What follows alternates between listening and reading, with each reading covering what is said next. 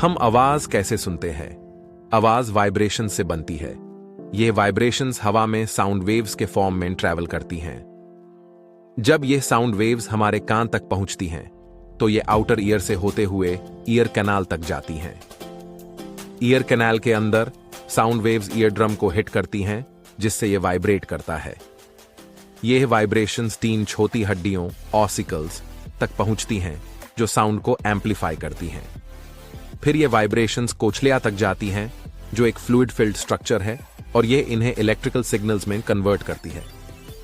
आखिर में ये सिग्नल्स ऑडिटरी नर्व के थ्रू ब्रेन तक जाते हैं, जहां ब्रेन इन्हें साउंड के फॉर्म में इंटरप्रेट करता है, और इस तरह हम आवाज सुनते हैं।